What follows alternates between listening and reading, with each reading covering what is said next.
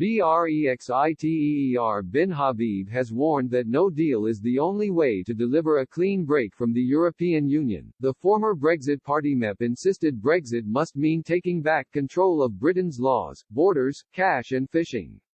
Mr. Habib added that Boris Johnson will have to do some clever negotiating to deliver a real Brexit.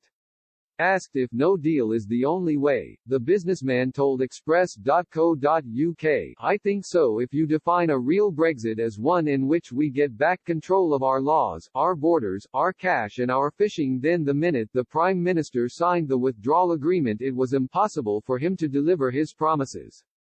The Northern Ireland Protocol puts a border down the Irish Sea, requires goods declarations between Northern Ireland and the UK going both ways and commits Northern Ireland to EU state aid law. And not just EU state aid law as it happens to be at the end of the transition period, it commits Northern Ireland to dynamic alignment with EU state aid law.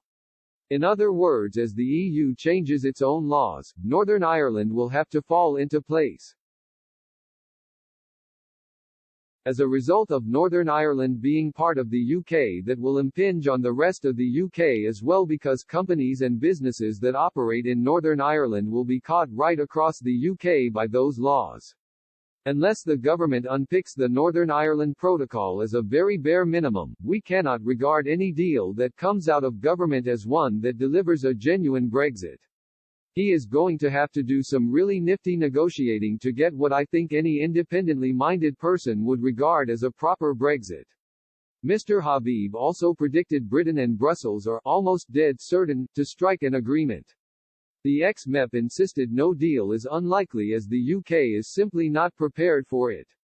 Mr. Habib said, "I think they are almost dead certain to do a deal now.